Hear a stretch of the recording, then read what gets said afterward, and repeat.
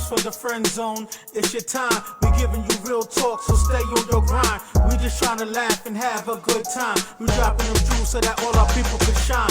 Views from the friend zone, it's your time. We giving you real talk, so stay on your grind. We just trying to laugh and have a good time. We dropping them jewels so that all our people can shine.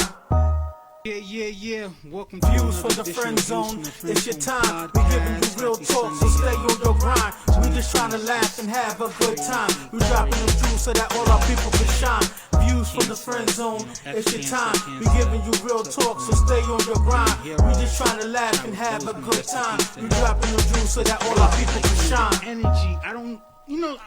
Views from the friend zone, it's your time. We giving you real talk, so stay on your grind. We just trying to laugh and have a good time. We dropping them jewels so that all our people can shine. Views from the friend zone, it's your time. We giving you real talk, so stay on your grind. We just trying to laugh and have a good time. We dropping them jewels so that all our people can shine. Made it taken away. You know, we had George Floyd and started this whole revolution. Now we got Jacob Blake getting shot in the back in Wisconsin. And people are still acting like, you know, everything's okay. So let's a quick moment of silence for Chadwick Boseman. Thank you. Also, Cliff Robinson, if you're a basketball fan, he died from cancer as well this weekend. It's crazy. It's just crazy, man. So I hate to start it off heavy. We have some intelligent authors in the building, and it's perfect time, right? Because their books relate to the psychology and the mental state of black people in this country. Especially what we're dealing with, you know, mental health in general, and also, you know, how we're treated by police. So, you know, like I always, I'm going to have everybody introduce yourself as your boy Real Talk Marv. Sean Farmer? Yeah. At this point, Farmer's like a regular, right? Like we got to have a monthly or every 2 month check-in from Farmer, you know? Guest. We have a first-timer. Hi, I'm Bianca Morisset. I'm an LMHT therapist. It's your boy Cliff Brockbanam. Yes. So, you know, Open Shirt Poppy's away for the weekend. But, you know, he'll be back on our next episode. You know, hopefully he's traveling safe. I mean, man, you know, it's just so tough, right? Because it's just like, I'm just trying to survive 2020. I'm just trying to make it to 2021. I used to have goals for every quarter of the year. Now I'm just like, yo, I don't want to be sick. I don't want to be broke. Let me make it to 2021. It's unreal. Like, think about all he accomplished, and he was sick. Yeah. I mean, my favorite role, besides Black Panther. Move your mic up closer to you. My favorite role besides Black Panther was Thurgood Marshall. Yeah. My sister said she watched it yesterday. It was a good movie. I didn't realize, you know, because my whole life, I was born in 1970. My whole life, Thurgood Marshall was this old black guy.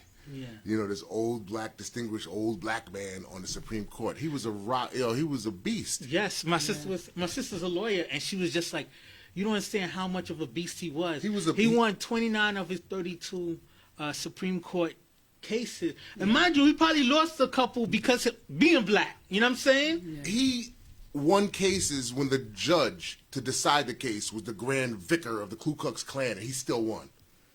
He was a rock. He was I don't even know the words. I mean, and he was the hero of the civil rights movement. And Chadwick Boseman playing that part for even an old man, right? Even for I was like, wow, Thurgood Marshall was really that dude when he was younger, man. I mean, older, of course, but I mean, just like hanging out with the athlete and that aspect of, pre 1964 civil rights, pre-segregation. Yeah, the Jim Crow. Pre-desegregation. We all were forced to, we could be black contemporaries, and we had to go to the same bar. Mm-hmm. We had to hang out with each other. And that was the thing that Thurgood Marshall used to hang out with, say some of it's just... But they would all the black contemporaries of those times. Help me with the W. Du Bois, right? Those types. Harry Belafonte. Yes, young Harry. Sidney Poitier. All of those people. The authors at the time. The athletes. Baldwin. Right. Look. He was sick to know, like really sick. Back. 7 movies. And he never showed. He always was a bright spot in the room. Like when I found out he died, it hit me to the point where I'm like, Nah, this can't be real because he always When someone carried himself with so much respect and dignity of how he played his parts and roles. How did it affect you, Bianca? I think it's commendable because they said what in 2016 he's been Yeah. doing Yeah, this. 2000. 4 years. Released all these movies, and I think that he left a legacy behind. That's the Especially most for beautiful black thing. people. I mean, like you said, back to the movie when he released that movie, people didn't just show up to the movies. People dressed up. Listen, I had a fake crown. Hello? I had like a leopard throw over. I was Wakanda forever all I day. feel like it gave that empowerment that as people we needed. Yes. You know what I mean? And I think The that symbolism I was of looking, it. Right, and I was looking forward to the releases of the movie, Yes. his future movies, just Yes. to kind of keep reminding us as a people to stick together. And COVID affected him being able to shoot Black Panther 2 because they had to shut things down. Shut it down, yeah. He would have been able to squeeze it out, but COVID messed it up. And the thing about it is, he was sick, but he had to hide that because he would have got none of those roles. Yeah. They would have found out he had cancer. Cause, Right? 'cause- So that shows you how much of a if you don't know about fighting, anything you going through now, you better be a fighter because that show you what life is about. When you hear something bad or tough, Right. what you're gonna do next. Yeah. And not Trust only me. that, I think that the biggest thing for me, I think it reminds people you don't know what people are going through behind Yeah. closed doors. And people Right. were nasty when pictures When of he him was showed up losing skinny. weight and To me, they said it was for a role, but I'm like, the face, the way his faces look thinned out, It closed in. that looks Closed in sick. too That much. doesn't look just I weight started loss. worrying at some of those pictures. I saw him on Saturday Night Live. It was a funny skit when he was doing the Black Jeopardy. And he was kind of the thin. Karen and the potato salad. Yeah. Oh, yeah. And like Kobe, who also, of course, this year. This year is just Crazy. But the suffering that he Unbelievable. knew he was going through. Watch this. The suffering that he knew he was going through in 2016.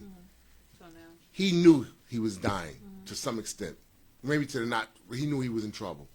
He didn't. He used that as an energy to enable him. he's unforgettable on screen. Little kids, we got to find a new Black Panther, which is a beautiful thing that another Black Panther is going to get an opportunity. Yeah. And I know he set that all up. Yeah. But his suffering produced that. So the point I'm trying to get around to is the suffer. We're going through a lot of suffering. Yeah. I'm the older one in the room, and I've been around. I've seen the fall of Saigon. I remember 1975. I saw that as a little kid on TV. Iran hostage crisis. I've seen some stuff since 1970. Yeah. I've never seen this year 2020. You're right. I've never seen anything. My mother's 80 years old. She's never seen anything. If you would have told me this was I would only think this was a movie, right? Right. All the stuff that's happening, if you told me about it, if you told me in You wouldn't believe- 2018 you wouldn't be that a was going to movie because happen, you'd say- I'd be like, nah, that's a movie. That's not You'd real say life. bullshit. If I brought you Yeah. a movie like that, you'd be like, bro, really? Kobe dies. The Black Panther dies. Who lives? But this suffering It's forced. is for something. It's forcing change. Yes, the necessary change that I think is pushing us to look I'm going to outside. get my damn colonoscopy this week. Yeah, you have to do it. I think it's challenging a lot of people to not, because we're, especially in New York, we always live in fast pace. We don't have time to worry about the next person or even consider the next person. I think we're forced to think outside the box. It's Yeah. not only about us. Like, Yeah. we're collectively a culture, and it's not about the I. Yeah. And I think that 2020 has taught us that. Yes. And remembering that it's not just about money. Now I have to care about my family, my Yes. friends, We and others. still need, and what's going on in 2020? Guess what? Yeah, watch this. We need more suffering. Because suffering, if suffering is the only healing, right? If suffering, you go into the gym and you do 200 sit-ups and your stomach hurts, but you look right, you keep that up and you're going to look right in a couple weeks. Yeah. If the suffering is going to bring change, and we'll get into police reform, if the suffering is going to bring change, then watch it, but But bring I the think- suffering. I think change in general always has suffering first before Right. Yes, Thank yes, you. yes. That You only gotta be put in a yes. situation Exactly. to really shed light for And change. that's what makes Chadwick's life such a remarkable example of that. Like, because at Yeah. first when I found out the news it was true, I selfishly said, man, why he didn't let us know so we could give him his flowers, so we could appreciate him. But like what Cliff said, half of his work, people probably would have been like, no, you're too much of a liability for me Of to start course shooting not. with you. Yeah. So he had to keep that secret, but it's tough. Movies, Insurance sets. some movies, right?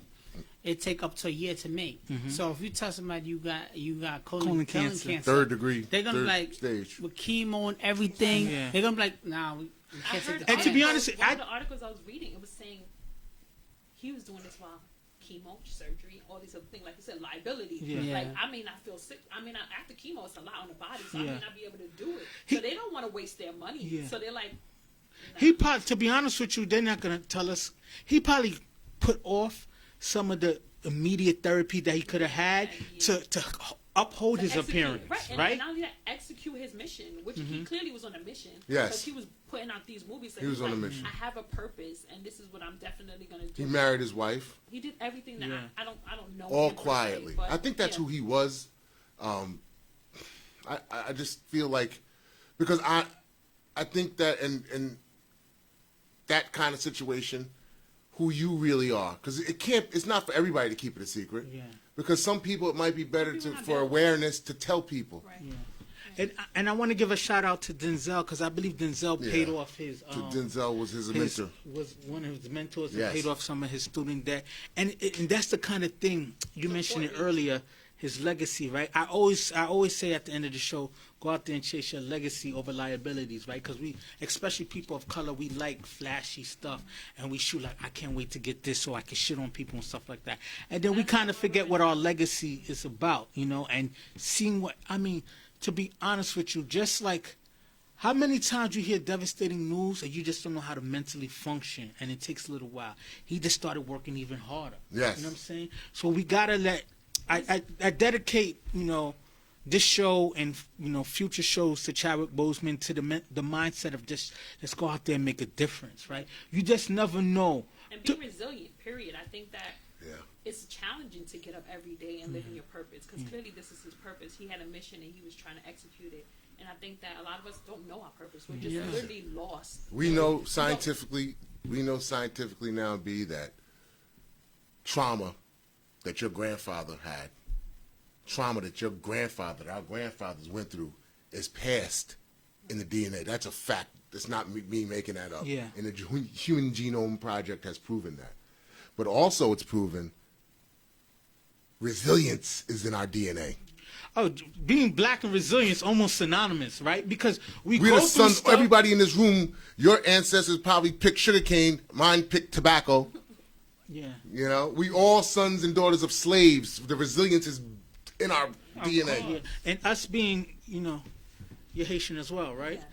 That's, you know, everyone know about 1804, the first Black Republic and stuff like that. Like, to us, it's just like, resiliency is just in our blood, in our nature.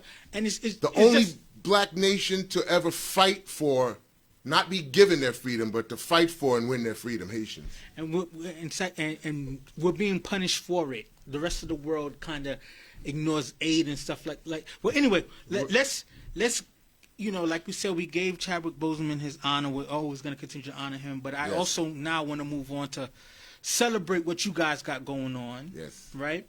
Before we do the topics of the show, let's talk about, you know, since Farmer is a regular, we're gonna have Bianca first, and then.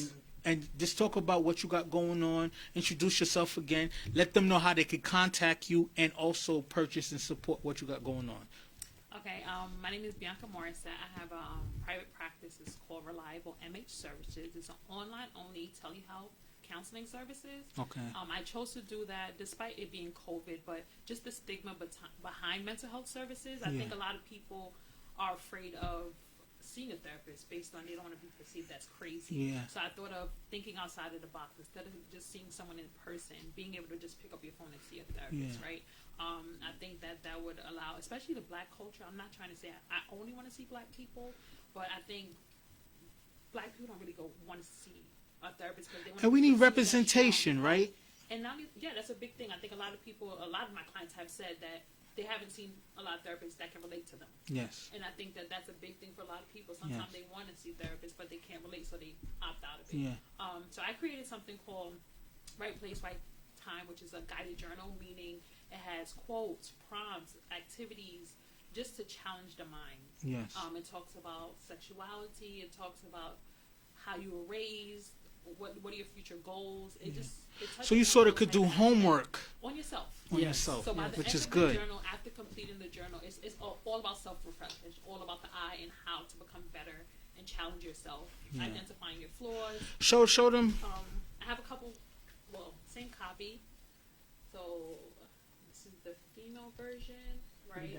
And you can find that at trustedcounseling.com. Okay. This is the male version, gender neutral, I like to say. Okay. You can find that at trustedcounseling.com. Also, you can book mental health services on there. I take And spell it out again. It's Trusted, TRUSTED, counseling, CUNSELING.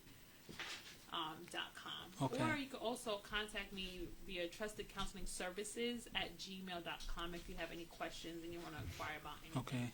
And it's good, right? Because a reoccurring theme that we've said over the pandemic that we're doing shows is like, yo, it's almost going to be mandatory for us to have Of course. mental health services coming out of this pandemic, right? Because it's completely changed our personality, our way of life, our social approaches and stuff. I think people are forced right now at this point to look at their real issues. It's like, I can't back down from, I can't go to work and act like it doesn't exist. Yeah. It's like I'm literally forced in the house to deal with the issues that I have at hand. And some people are just like, you know what, I got to do something about this. B, do you have children's services that you offer to? No, I mean, I prefer to work with 18 and older. 18, so it's 18 and up? Older for me, yeah. So before we jump right into your Farmer, I also like to say, because we don't even have a consistent direction from the head of our country, from the president. Not to make this political, but I feel like we're being forced back into the offices, forced back into work. We're saying, oh, you don't need to wear a mask. No, it's mandatory you wear a mask. Yeah. Every day we're giving different directions, right?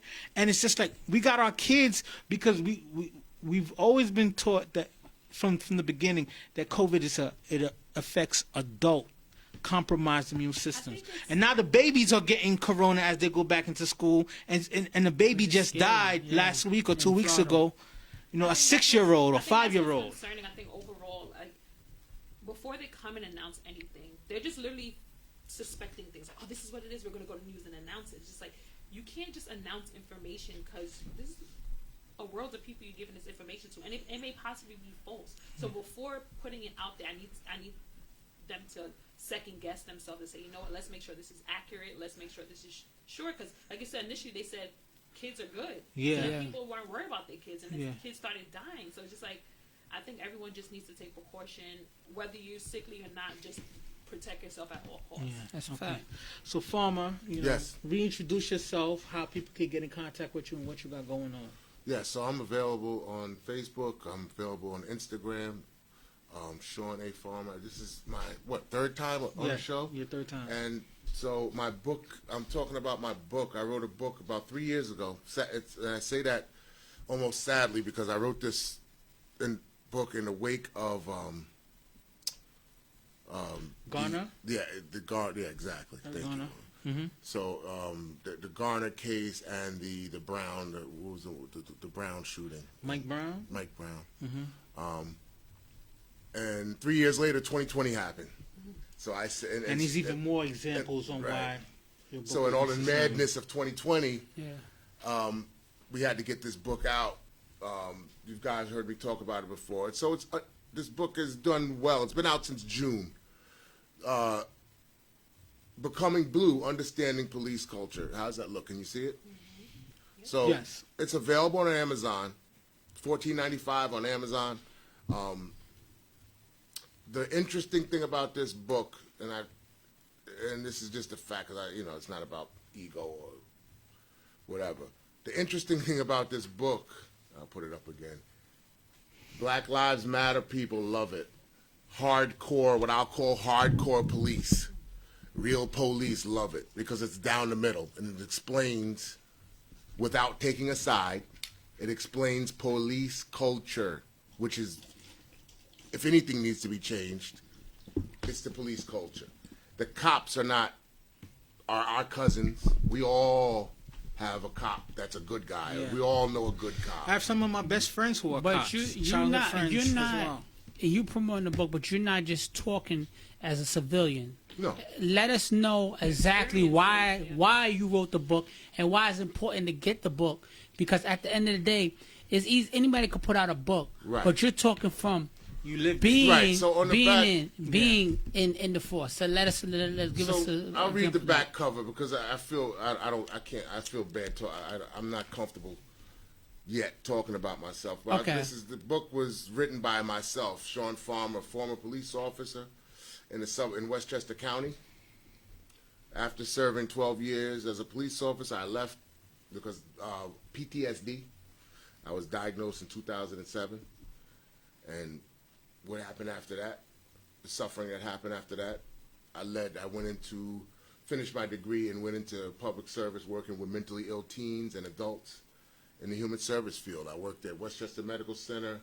I worked at several group homes. So currently, I'm an unlicensed social worker, right? I like to call myself that to keep me pushing towards my social work degree. But I'm an unlicensed social worker at Rikers Island. I own my own mental health counseling company, which basically takes licensed people like B, and I'm blessed to work with people like B that have license. So I use that as a plethora of talent and energy. Mm-hmm. And what we do is we go to other systems and treat them, because when you're treating people who deal with all the people we're talking about, they actually need help. So that's where my company comes in. Okay. We go treat the people that treat the people, because it's, you know, especially when it comes to teens. I like that you said that, right? Right. Because it's just like there's a quote, who's gonna help the help? Right? Like, you know, we go to doctors, we go to therapists, but they also need to unwind and unload. Right. Especially when they're supposed to keep everything so confidential, they need an outlet too. So that's good. It's good that you guys are doing that. Yes, that's big. You know, that's me in a nutshell. And I wrote this book. I was a police officer since I was 19 years old. I went back in 1989. I joined the military police, and then after that, at 26, I became a police officer up in Westchester County. And so I've been through the indoctrination process several times of becoming a police officer. I know the culture. At 19, as a military policeman, I was a reservist, so I was around cops from the 70s and cops from and you know, breaking bread and living, and cops from the, you know. So when I speak of the culture, I'm talking about going back to the 70s and forward through the 80s until to now. current time. So now the police, honestly, now the police officers that are out there now, and this is not a knock, I don't really, because they're millennials, so I don't really understand a lot of the things that I see, and so I don't understand it. But what I do understand, like, in other words, things that I would have done, and I don't do this, but it's not judgment. I just don't understand why you don't grab that guy by the neck if he's a problem. If I tell you to do something, when I was a police officer, if I tell you to do something once, I understand that people in a high crisis situation can't hear. We understand that. When you're mad about something, you come home, you see your old lady screwing somebody, you're not listening to, sir, drop the blah, blah. You're not listening to that. Stop. Yeah. You're not you, not me. You're not hearing that. That gun means nothing. You're in another state. Human beings, emotionally charged, are in another state. I knew that as a young cop. I'm not talking. The only thing you understand is that, and the situation will be over. To be I didn't honest say this. I said this. He should have been stopped. I welcome. But they don't think like kids don't think like that on the job these days. I don't know. Is that I welcome more ass whipping from the cops than bullets from the cops. I just feel like it went from Rodney King, where we saw him getting his ass whipped, to them shooting kids off the rip. There's no long escalation. It's straight to the gun. We all have children. If your little child, my little child is 27. But if my grandson, 4 years old, if I was watching my grandson and he was running out in the street, I'm gonna grab his arm and I might pop him. Don't you run out in that street no more. Physicality is not always negative. So I think cops, the job is very difficult, right? And I think sometimes some cops are not equipped to be cops. Mm-hmm. I think street smarts is very important, and a lot of people who have street smarts are not cops, right? I don't think even the physical beating someone. I think that I've watched several videos from countries all around the country, from other countries that have had people who are under distress, who are threatening, who are aggressive, who may even have weapons in their hands, and they're able to detain them without physically assaulting them. I think communication is very key. I think if we train more of the cops, and this is where mental health comes in, you know, train cops on communication, CIT, how we have them. Yeah, crisis being able to intervention training. de-escalate It's situations. It's a changing world. In London, the cops don't even carry guns on them. Okay. And they Different. still That- attain, you know, criminals with guns and stuff like And that. that's I just don't get why this country. You know. Well, I will talk about it. No, later no, in no, the no. show. Let me get one of those. Yeah, sure. You know the problem is, right, and I say this, like, first of all, I want to thank both of you guys for coming on to the show and being part of Viewsfromdafriendzone. Thanks. It's important because we run mental health and we wanted also a book about what's going on with the cops and switch. So we're hitting both topics. The problem is it's the lack of training, right? You're putting a lot of people in environments where a cop, if me and Farmer's a partner, I'm not gonna tell Farmer that I'm scared and I've never been around black people.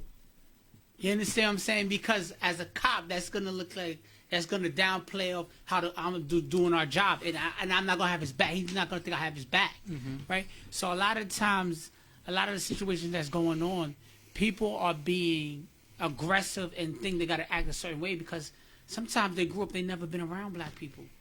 They're not gonna. He's not gonna tell his partner that who's black or whatever, or I never been around them, but I know if they come, I'm gonna act a certain way because they're gonna look down on that. Well, even fear is subjective, You know, right? So, Right. So I think what may scare me may not scare him. yeah. So, and then I think it's a some lack of people- training. not only lack of training, you're putting someone who's from Long Island, Right. who has never seen, maybe someone from the projects, who And doesn't that's- see what the project environment is like. If And you- you're telling them to patrol this area. If you're right. They're constantly in a state of If you- anxiety. And if you look And at so- it without ego or without defensiveness or without trying to be mean and take all that stuff away and look at human beings, primates, right? How they react to people. Now stay with me. A grandmother in the projects has more power than the police right now in the projects. It's the respect. It's closer. You understand what I'm trying to say? Somebody coming, like you said, from Long Island to the hood of Brooklyn or the deep. It's what do you do? It's not feasible for that person coming in. It's not feasible for the people there. People need to police themselves. Yeah. I don't know what that means. I don't know what that means. I know what I'm saying, but people need to police themselves, and that is a fact. Let me say this, and then we'll go into the topics of the show. Right. I just feel like the biggest underlying issue we have is the whole protect and serve. It doesn't feel like it's equally brought out, right? Like, to be honest with you, I'm not a young black man no more. I'm a middle-aged black man. But I speak to a lot of these young black men, and the cops to them are threats. They're opposition. They're enemies. And it's not necessarily because they distinctly hate cops or taught to hate cops. They just see the cops not coming to their help, to their aid. And I was going to mention that. I think that the purpose of cops was to, now cops have quotas, right? They have to meet these quotas. So hypothetically speaking, let's say the crime rate is going down, right? Cops still have to meet their quotas. So they become aggressive that's how we implement. That's part of searching what's people. a good cop is how many arrests you have, and nobody's counting how many arrests you prevented from happening. Nobody's counting the Right. cookouts you had. And I think that's why that's the perception culture of the part. community- And civil That complaints needs to are not change. even reviewed Right. The anymore. the Because that, again, what needs to change, the police are us. Police are our, there's no such thing as a black, as the book goes, there's no such thing as a black cop, there's no such thing as a female cop. You're blue. You're gay, you're blue. First and foremost, you're blue. And that's the indoctrination. Let me take it one step further. We should, as a society, forget I'm black, you're white, you're gay, you're straight. We're people. We're humans. Well, yeah. Right? That part. That's the part. Just like how everybody's blue, and I respect that completely. We need to have that everybody's human. I watch people react to minorities get killed, and they're just like, okay, like it meant nothing to them. Because you know what it is, like, and even at the job, you know, Bianca, we doing diversity training, and the whole purpose of that is we're trying to get together because enough is enough, right? Yeah. It's becoming it's becoming like every couple months we're dying. You Like, get numb to it. You cannot sit there and then you cannot sit there and just act like it's okay. But some people don't get it because they've never been in that environment. So they're thinking, oh, okay, you know, he should have just listened. It's not he should have just listened. You got to take a step back and understand what's going on. Like, come on. Well, like anytime somebody just kills somebody and then thinks it's okay. I think the disrespect for life. I think people bad. no longer respect Animals. life. I see people get emotional watching the SPA. I don't know what the Animal Society. Right. People, SPA, yeah, right. They get emotional about it, and they see same soaking a video shoots a black person getting shot, and they're just like. So it's funny you bring up animals because it's important for you. It's important for people, everybody. It's important for Americans to deal with our shit as a country, and realize that in this country, you know, my ancestors were animals, and I'm like cattle. Considered animals, right? Yeah. Like not if you own horses, you're not going to treat them. They're valuable animals. But they're animals, nonetheless. I will trade. I'll quote from. I will sell you or kill you or trade you if I have to. Sell you, kill you, or trade you. You're mine. Yeah. And that was the reality in this country. So we're coming through this suffering. Is coming through all this suffering that's happening. I think it's tough, but I just sit back and let it happen. You know. I think as a black culture overall, the thing with us is like we get really upset when these things happen, but it becomes a trend. Right? Yeah. Mm-hmm. We talk about it, then we stop fighting. Yeah, And because I think that the it's fight just has like to- we're not shocked no more. But it's not even just not shocked anymore because it's a norm. We're going to continue to not be shocked because it's not going to change if we don't stick together as a people. Yeah. Let me tell you something. Overall, black people, we are powerful. Yeah. We make people rich. We are the ones who invest our money. We're trendsetters. We're trendsetters. We are the winning ticket out of the hood, you would say. Because if we stick together, the amount of movements we will be able to do, the way we put into Gucci, Louis, if we invested it back into our own culture, we would be rich. We would be invested back into our communities. People wouldn't be able to come into our communities and buy us. In Japan, the African Americans are called sleeping giants. We control pop culture, Kanye West, Kim Kardashian. We control what's cool. We control sports. The National Hockey League shut down. Yeah. This is a different time. Entertainment, music. This is a different. This did not happen in the 60s. This did not happen in the 50s. This did not happen in the 80s, 90s. This is a different time where our young people, it's not about people my age and Donald Trump. It's not about us. It's about people my age, my conservative friends, right, 50 and up. Your children, look into the camera, your children and your grandchildren are not going to jack the stuff that you jack. And it's not about gloating. It's about evolution. This shit, the color of my skin is not going to be an issue for my grandkid and his kids. It's not going to be as much as an issue. Yeah. Because the damn hockey league shut down. And kids want to see basketball. And 8-year-olds are watching this. And 5-year-old white kids are watching what's going on. No matter how much you can wave a Trump flag, these people are dead. Bob Marley says, you're already dead. You gloat now and because you eat the your bread of ideology now. is already dying. And Your we're children don't transitioning even to- believe. Your children will not. Your grandchildren will not believe the bullshit that the color of a man's skin makes you better. Let me get They to won't the believe topics that. because Go some ahead, of the bro. things you're saying relate to what we're going to Yes. talk about. Right? So the first topic of the show is surviving 2020, right? And like I said, at this point, I don't feel like we're just living in 2020. We're trying to survive 2020.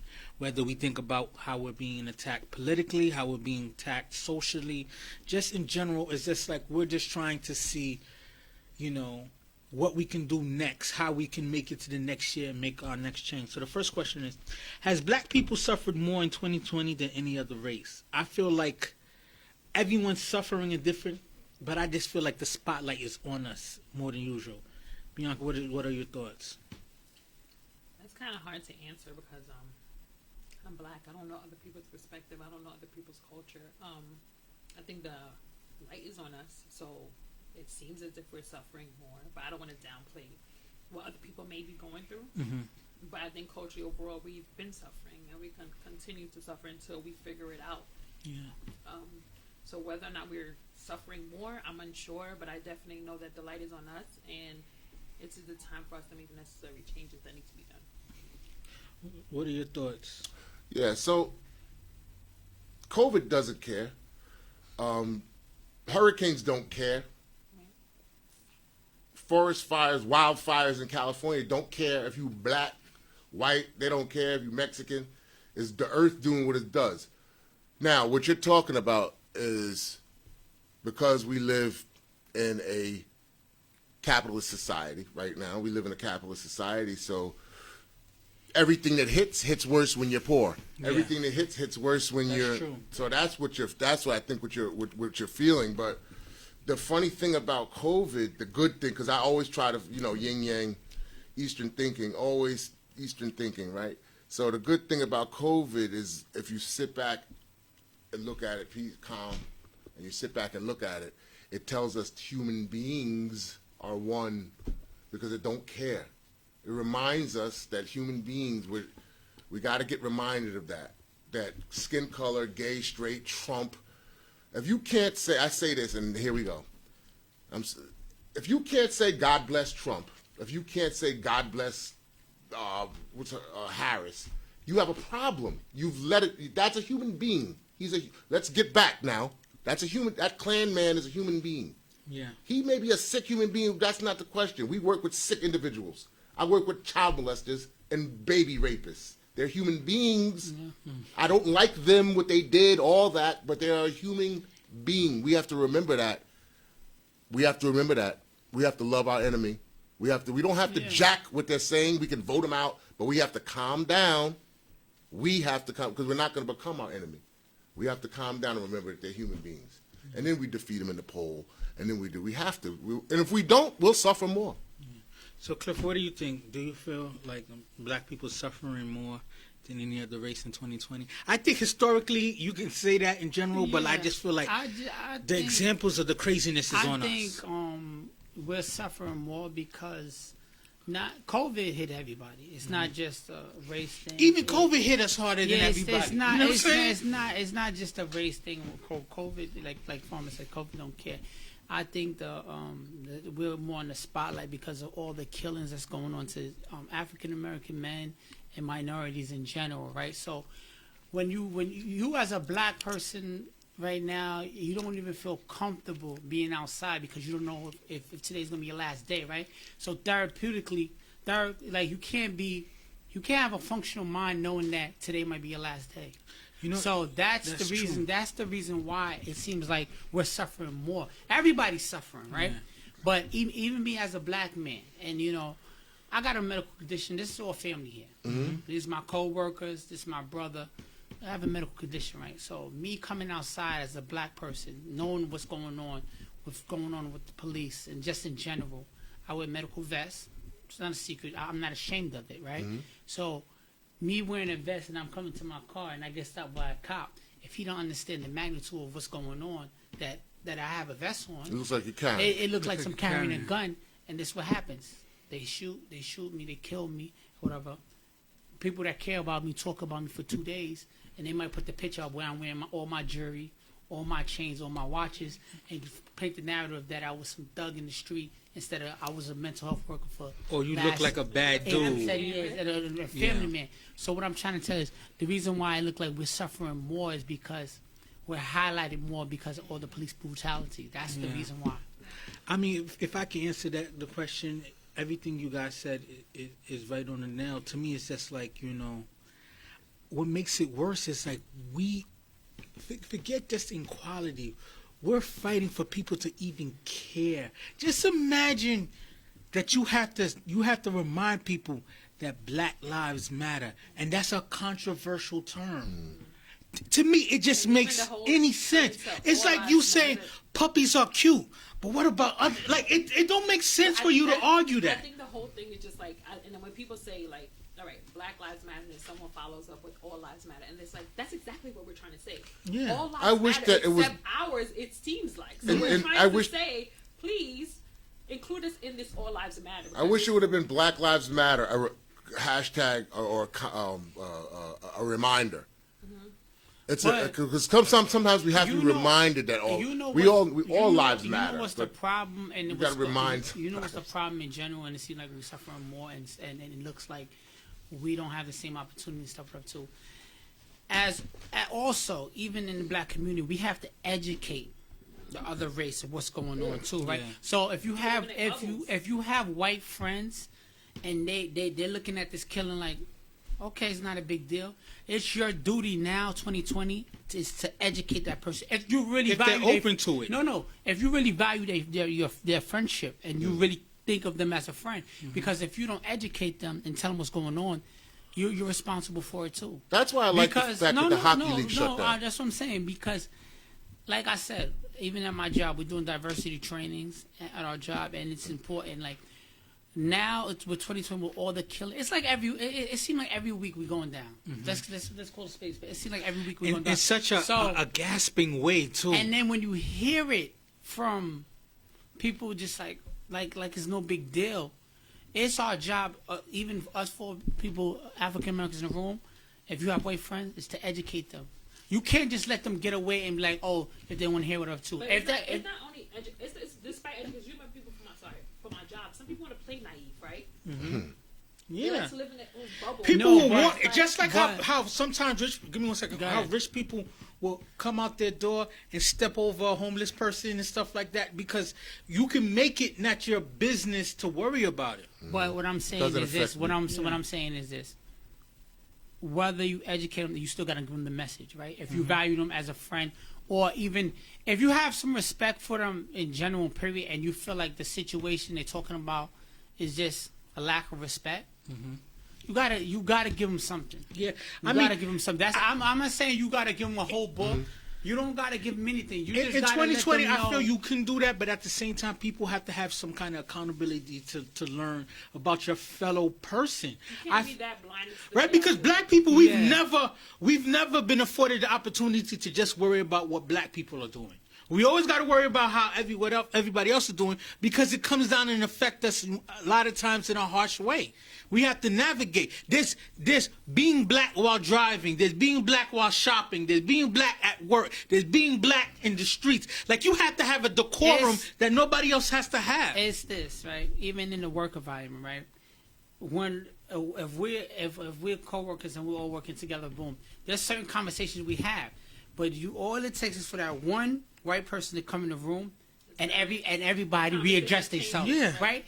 So the same way that happens when we're talking about the issues and that one white person is, it's our job to make them not to feel uncomfortable, to understand what we're going through.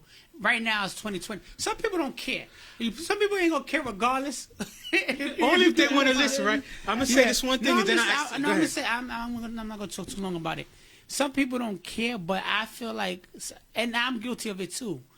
When that person come in the room, you alter yourself better. You might sit up a little more. You might say, all right, we ain't going to talk about this anymore, whatever, too, because we don't want to make them feel uncomfortable. We've been uncomfortable too long not to speak up now. That's all I'm saying. Yeah, but, I'm going to say this, and then I'll ask the next question. The disadvantage is we have to, as black people, fight hard to live down stereotypes, and then other cultures just get to be who they are, and it's Gucci. And that's like, you have to have two faces as a black person. You have to be a black person with your people, and you have to be another black person for society to accept you in certain capacities. Going back to the stigma of being a black woman, right? I'm assertive.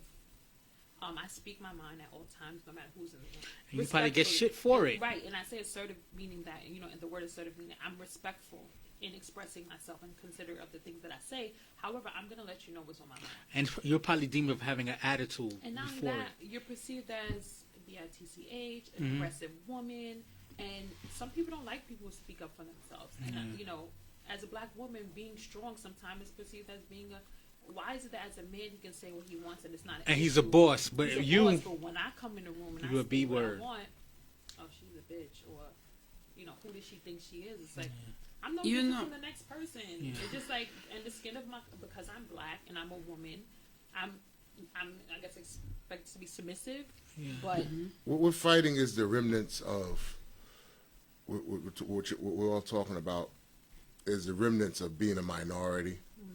Okay, being a minority in a male-dominated, white male-dominated country, capitalist system. At the risk of being called whatever, pie in the sky, or even whatever, okey doke or whatever. At the risk of all that, again, your grandchildren, we all have children. Our grandchildren, our great grandchildren, in my case, are not going to face the difficulties that we face. we hope. They're going to face different ones. They're going to face different ones. But evolution, whether we like it or not, and this is where it's 2020, and as bad as it is, it's not 1920. Yeah, but it's disrespectful. I keep trying to move on. No, not you. I keep trying to move on to things, but certain things will pop up. Okay. I used to think we're going to have a better America, a better society, right? And not to just make it all anti-Trump or whatever. I felt we was turning the corner, but I felt like there's this new wave of emboldened racists, right? Yeah, because before it used to be kind of a secret who's racist, right? You had the extreme, and then you had the racists on the low. But I don't think the racists on the low is on the low no more. But here's the thing: I don't think necessarily. I think Trump becoming president made people comfortable enough to come out. Yeah. Whereas before, it's like Obama, Black Power, Black people were more empowered once Obama got there. So now that Trump is in office, it's like, okay, now this is really white America. This is what America is really like. You don't have to be politically correct anymore. Right. Well, we got to keep it real. It's 38% his support base. Most people, most people don't.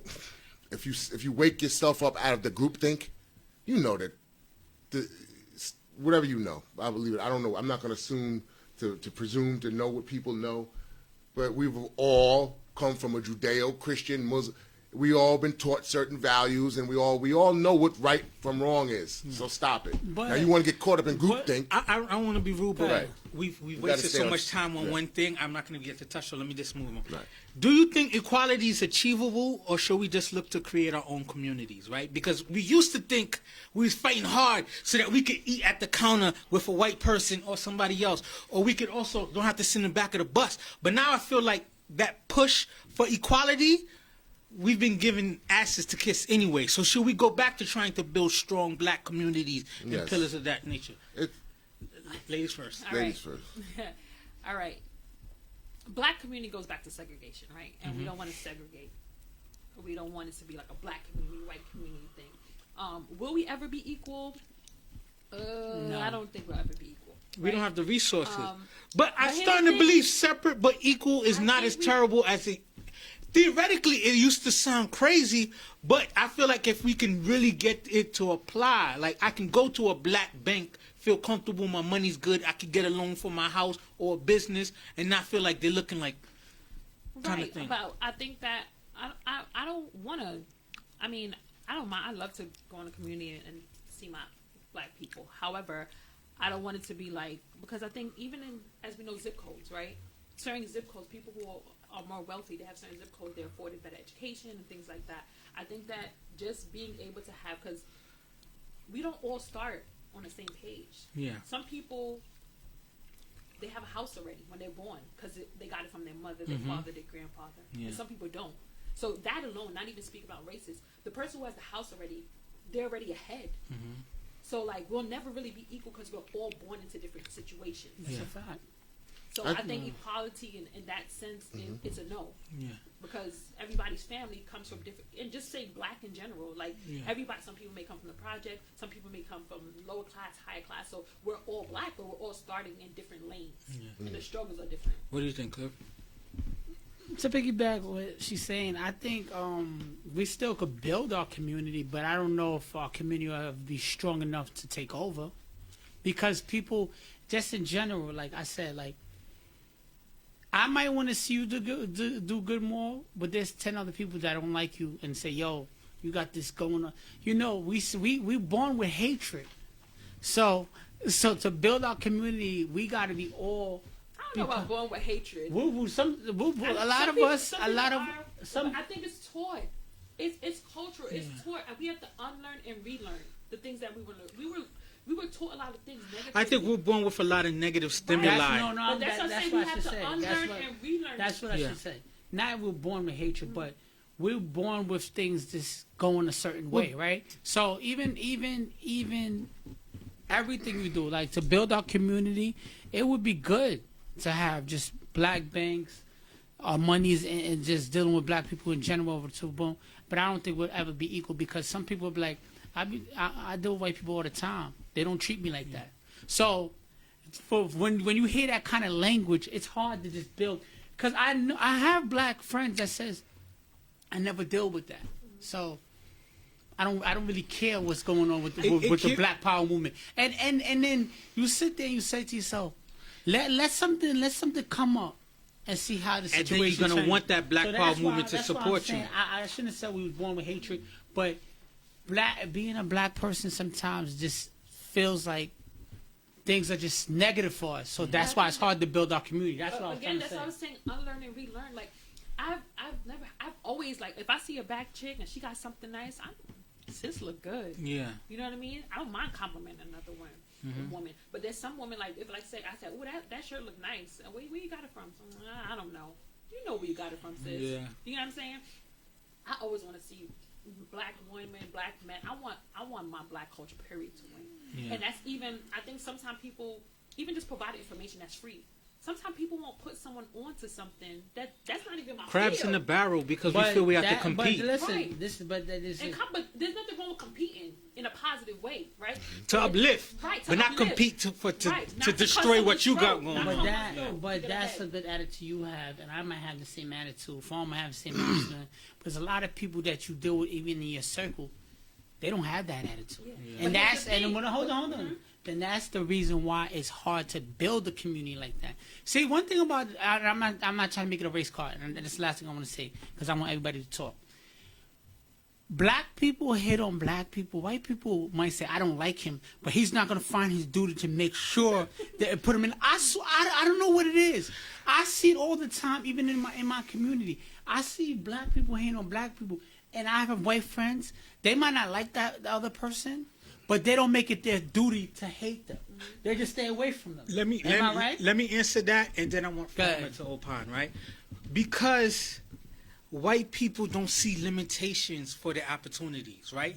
So, for instance, in corporate America, sometimes at these big places, you work corporate, so you know. You see a black person shining, and then as another black person, you think they already got that one token black person there. Yeah. So there's not really opportunity for me. But a white person says like, yo, because they've been taught and they've seen it. If I work hard and I do what I got to do, opportunity's there for me. Black people feel sometimes like I can only shine if I take the seat Clifford's in. Not an open seat. I need this seat Clifford had because they're only going to let one person that look like me or Clifford into that seat. So that's why I think sometimes that's the mentality I have. But we gotta, our brain is taught.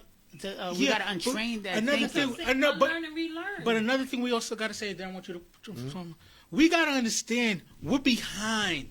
You don't understand. It's just like, it's probably in the last 50 years that our parents actually thought our kids could become doctors, and it's it's a real thing.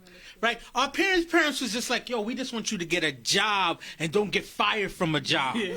Now we can tell our kids you could be president.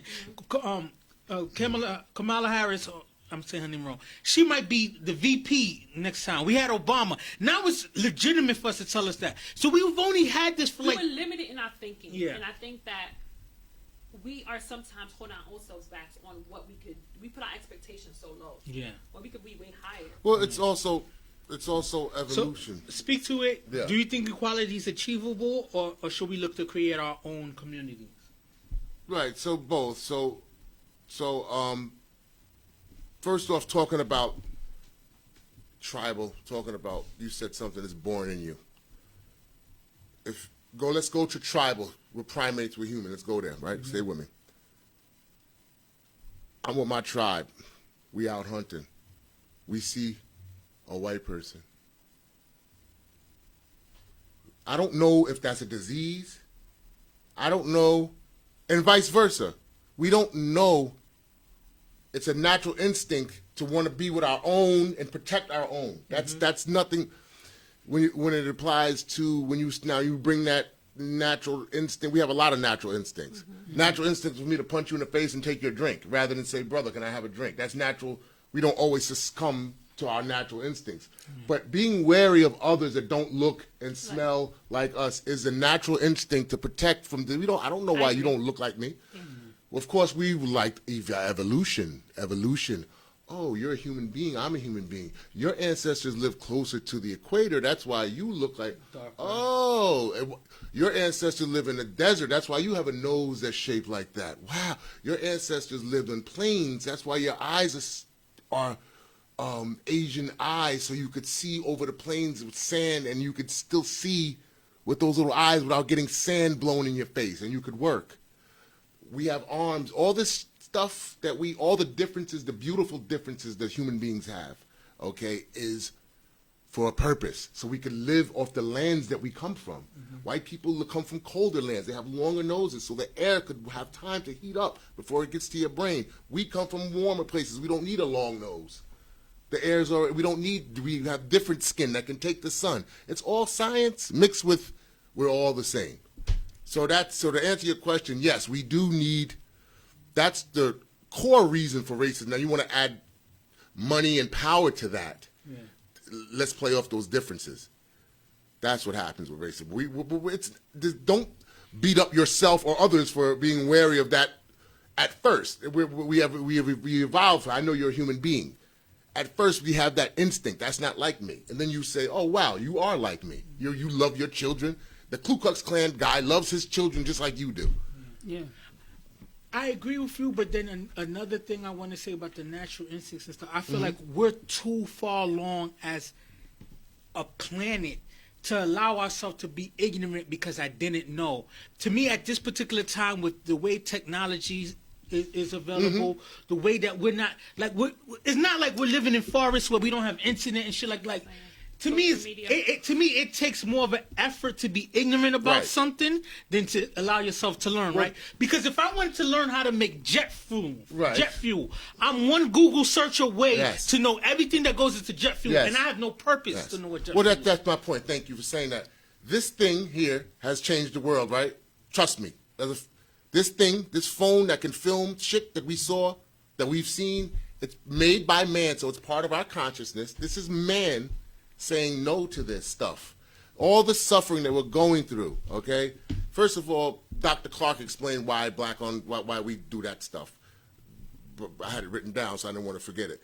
But the consciousness that we're moving forward, the suffering that we're going through, seeing these black men get shot, seeing the NBA shut down, even COVID, all this stuff that I know it's probably annoying, but I keep saying, I can't say it enough times. Don't just breathe with it, accept it, breathe with it.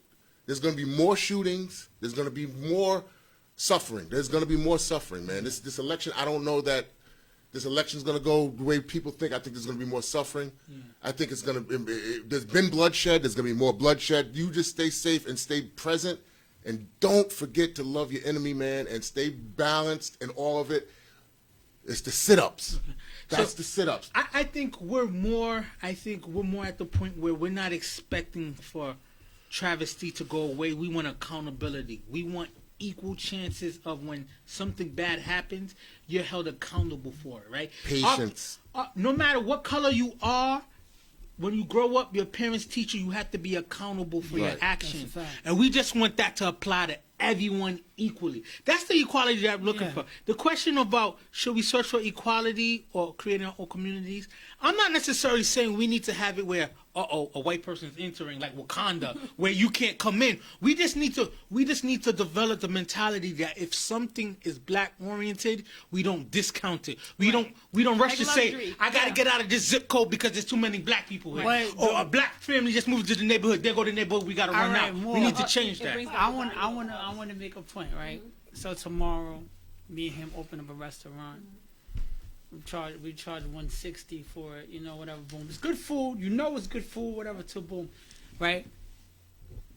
Some people ain't gonna come to our restaurant because it's Chris. that's what I'm saying. But if you hear the other name of the restaurant and it's all my white people, you be like, now I understand why they charge that price. And you pay for it. It's like with clothing lines, anything you try it's making black a luxury as well. Exactly, but anything it seems like and we all been guilty for it. It seems like anything with our people, we don't just accept and say, you know what, I'm gonna give it a shot. We find a way to say, you know what, that ain't really it. When the FUBU first popped off, I loved FUBU. I was a FUBU bandit because it was for us, by us. Even when it got corny, I still was holding on to FUBU. Wearing FUBU, and I'm like, bro, you are killing me out here. This is my big bro. He's all about that. I held on to it. Even after this got cold. I wasn't fucking with FUBU. Okay? And I'll be honest, not because FUBU wasn't a good black brand. And I watch Shark Tank all the time. What's his name? Damien. I watch Shark Tank all the time to run that on FUBU, whatever, too. Now, as an older man, I would put a FUBU because I'm comfortable. You know what? I can make FUBU hot because that's me. Yeah. But when at the age where he was rocking FUBU and going crazy with it, I was like, put it away. Hold on, what's going on? So that's what I'm saying. I'm using these examples to say, for us to build each other, you just gotta accept it. You can't look at it. You can't just look at it as something negative. We gotta work together and be stronger. That's the only way it's gonna work. That's my opinion. But not only that, I think that a couple of things, like for example, like obviously black people we're opening more businesses, right? So trial and error, we're still making mistakes, we're doing things. It bothers me when I see some people go support a black business and it doesn't go as well as they expect. It's like, oh, now I'm not supporting all black people because look at this. It's just like we hold each other to a standard that's right. But not only that, like it's simple. Example. We'll give Walmart 55 tries, right? And just say I'm just gonna go to the next Walmart. Or Amazon. It took 3 weeks or almost 2 months to get my package. I'm still gonna order from Amazon. Let me explain the doctor. Doc, real quick. Let's do the Dr. Clark. Which dial is pretty? The white one or the black one? Yeah. 5-year-olds, our children, today, yeah. Still 2020. Which is the smart dial, the black one or the white one? Right. That's still today. That's what we need to change somehow. Like you said, relearn. What is Unlearn and relearn. Unlearn and relearn. What we were taught. I had several other topics, but we only got like less than 5 minutes, so I'm gonna finish this topic off, and then we get to further re-plug in. Okay, cool. What's going on, and this turns the topic surviving 2020 to a more lighter thing, so we could just have a little more fun. Should we cancel dating for 2020 and try again next year? Are you single? I'm only asking to get your reflection on the question. Are you currently seeing someone, or are you single? I'm single. Okay, so is it like as a single person on the panel, right? I'm not here to judge. Yeah. I'm a married man. I'm not here to judge. Go ahead, girl. Go ahead. So, as a single person, how are you approaching dating for the rest of the year? Honestly, I'm not. I'm actually not dating at all right now because I've recently got out of a relationship, so I'm actually taking the time to heal myself. Yes. To just figure out my own emotions before I even try to entertain anyone else. Yeah. So that's where I'm at right now. So I'm just figuring out I'm not focusing on that aspect of my life at all. Yeah. I have so much other things going on. To find someone would be cool, but that's really not where I'm at right now for 2020. I think that's the least of my worries. I think there's so much other things in life, especially with all people dying. I think dating is the last thing on anyone's mind, at least mine. I wanted to further that with the dating, but we took good time, right? Because we did talk. I just felt like this was therapy. Like we needed to heal. We need to, because I just don't understand a lot of things going. But as far as dating, to me, it's just like, I'm lucky I'm married. I've been married for a long time, stuff like that. But to be honest with you, even married people, it's just like, yo, I'm just gonna stick with the headache I got, bro. and boo, I'm not calling you a headache. I'm just saying married people are saying that, right? You gotta do the disclaimer. Because to me, it's just so much unknown right now. Like I said, I started the conversation. I'm just trying to survive 2020. Yeah. So for someone who's out here trying to date, what I do think with the extra shit going on, how do you approach it? I mean, from my perspective, I think that 2020 has recreated like what you really want in dating, right? Yeah. Like, no one got time for playing no more. Yeah. Like we trying to build. We grown now. Yeah. So I think that for 2020, I think it's teaching who buy a house, get married, have kids. It's no longer just date just to date, serial dating. Yeah. I think that. I mean, just from my perspective, I'm not looking for a fling. I'm looking for real stability, and I think that. I think this is what 2020 teaches you, right? What do you guys think? Because it's just like, I look at do you meet someone in the club with a mask on, and then you come home? Are you smashing with the mask? Does the mask come on? Well, I think that I'm looking from the outside, so I'm looking at what's going on as an observer for people 40 and under, right? I'm looking at as an observer. And what I'm seeing, in a little bit of research that I've done, what I'm seeing is online dating is like already been legit. Now it's like above legit, if there's a word. A lot of people I know, and it's interesting. Yeah. My son, I get that, but it's just like we still have to eventually get to the physical. Oh man, and how do you move to that? Yeah, I think people are gonna have dates for like 22. Like, yo, as soon as they get that motherfucking, I bet as soon as they get that antidote, girl, I'm gonna tear you up. I bet you for the rest of 2020, the first 3-4 dates might be virtual dates, Zoom kind of situations until you get. I know a lot of people who are online dating right now. I think they're using this time to really try to get to know people. Yeah. Right. I think people are still meeting each other. Yeah, you're screening them as how. We have a drive. Again, here we go, right? Go back to the point. Seriously, sex feels good because the universe wants us to do it so we can keep producing. So we have a drive, even though we're all locked up in COVID situations or, whatever that's going to be.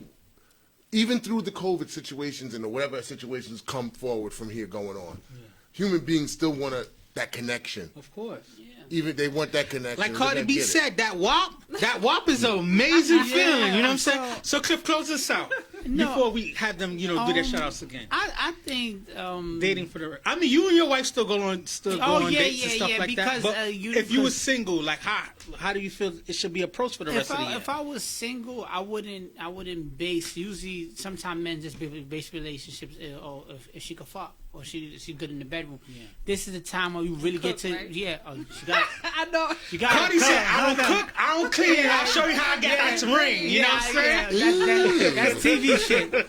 I'm old school. Yeah. But what I'm saying is, he's an old school Haitian man. He always says that. 2020 looks like you gotta really get to learn the person. I think it's really important because you'll see what's important with a woman because. The world is so superficial, right? Mm-hmm. Every girl got the fake body. Everybody got this. Everybody got this. Now you can really look into it because you got the time. Mm-hmm. That's what I'm saying. You got the time to research and say, you know what? I don't care about. And listen. What do you mean? Research on Instagram? Listen, for men, you could put $100 on the table. Boom, have sex with a nice lady. I'm not being disrespectful. I'm just saying whatever. Vice versa for women too. Now it's like, what? I really want to get to know what's going on with the person. That's what the dating should be. I think that's what 2020 is forcing people to. Because to really learn relationships. You have to learn the person at this point because, no one's really. Well, some people still working, but a lot of people have time now to invest the energy and effort. Even when you work, and a lot of you guys don't. You guys are not as fortunate to work from home, but a lot of us corporate people are sitting at home and stuff like that. You have the time to just slow the F down.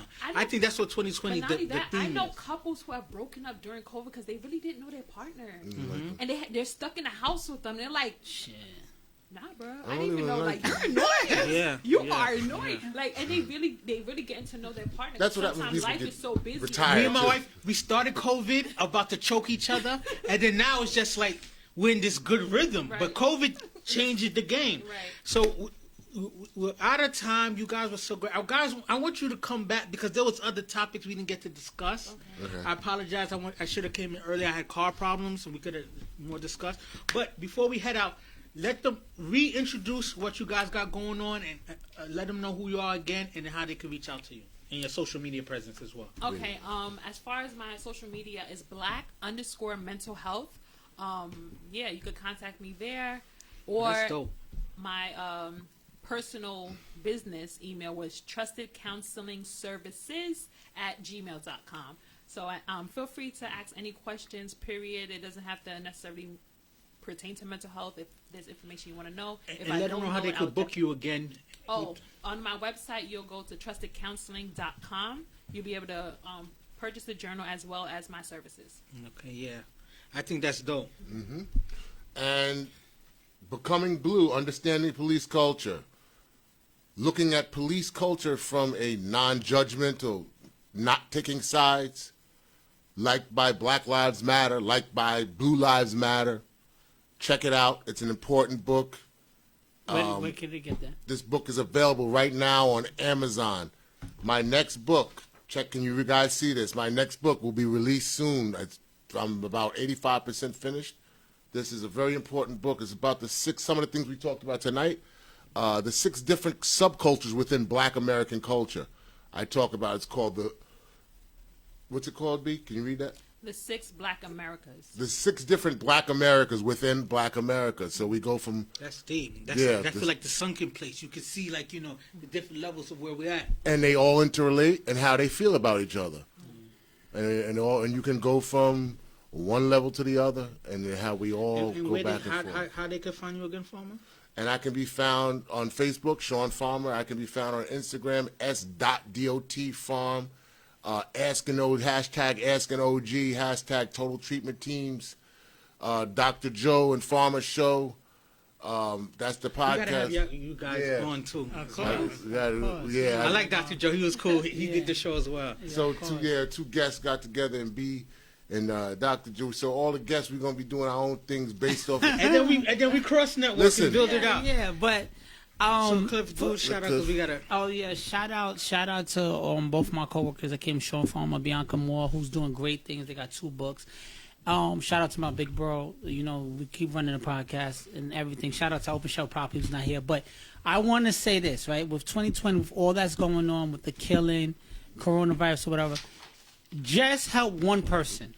Right, regardless who it is, just help one person because that's gonna make you feel better, and it's gonna bring blessings to your life. That's what I live. That's how I live my life. Service. I buy stuff. I support people. I don't even know certain people. I just like to help. I gotta commend you for that. Just one person. Cliff supports so many different people. One person. Sometimes I'm like, yo, you don't know this person. He go out to buy somebody's stuff, support watch one their video, whatever it is. It means a lot to people. Whoever it is, right? Because at the end of the day, that's how your blessing is coming. Especially, we're going through some tough times. We just lost Black Panther. We're losing young Black men, minority people every day. Please just support one person, no matter what it is. White, Black, it's not a race thing. It's helping others because we're at a state. Yes. We're at a time right now, we don't know what's the next step. Please, whatever you're going through, support one person. That's what I ask from Views from the Friend Zone. Support us. Support these 2 beautiful people that came on to talk about mental health. Our mental state is it's crazy right now. Please support one person. I want to piggyback off of what Clifford said, which is great. Like, because a lot of times things are so heavy and we don't know where to start. But like Cliff said, just help one person make one change, and that's why voting's so important, right? Because you always think, oh, my vote's not going to change. Yeah, sometimes your one vote makes a difference. I forget her name. God forgive me. Trayvon Martin's mother, who joined the political field, she lost her election by 316 votes. You know what I'm saying? Yeah. Just imagine, there's 300, 400 people in that county who said, nah, I ain't going to vote, I don't care. And she lost, you know what I'm saying? So it makes a big difference. Trump didn't blow out Hillary like that. You know what I'm saying? It wasn't that many crazy votes. But at the same time, it always make that one different. And I think it was by the electoral college. Yeah, but he didn't lose. He didn't win the popular vote by that much, as we thought. And I say that to say this is making the change. It's making that difference, one person at a time. Stop and think about people outside of yourselves. Try to learn something, right? Yes, and I'm gonna end it like how we started it with Chadwick Boseman. Create your legacy. That's going to last longer. And that's, to be honest with you, that's what holds me on to doing this podcast, wanting to do this podcast, because sometimes the conversation you had, one person was like, yo, I was in a bad mood. I heard what y'all was talking about. And I don't see enough people talking about the stuff you're talking about. And we're not teaching you guys, lecturing you guys. We're having conversation that's educated black people, letting you know, like, yo, it's cool to talk about mental health. It's cool to talk about complaining about your spouse or learning different things, relationship things. We need to make these things normal, right? And I want to have you guys back because there's more questions I want to talk about and where you guys coming from. I want to be able to continue drive home the conversation of mental health and how it's important and stuff like that. That stigma of calling people crazy just to call people crazy is not cute anymore. People are going through shit. One example I'm going to bring up is like Paul George, a basketball player. He was suffering through mental health during the struggle, and all we did was just shit on him because he was having bad games. I had to take it back and say, damn, I feel bad, right? Because my brother's complaining about having mental health issues, and here I am, I was just so quick to tear him down. Ben Gordon. Simply, exactly. There's So a lot going on. Just like I said, the one thing I want to person. say is, like Clifford said, support people. Go out there and chase your legacy. It lasts longer than liabilities.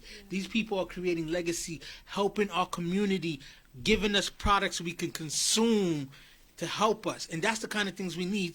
Like Clifford joked about me before, like how I held on to FUBU, because FUBU represented what I look like. Right. Batman's my favorite superhero, and then Black Panther came to light, and it was just like, I used to love Batman because you could be Batman if you had money.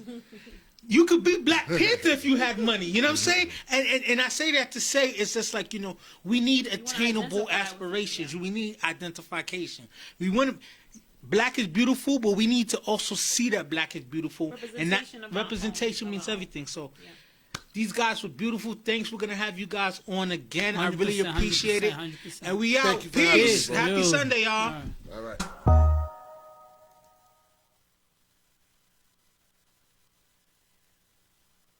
Views from the friend zone, it's your time. We giving you real talk, so stay on your grind. We just trying to laugh and have a good time. We dropping them jewels so that all our people can shine.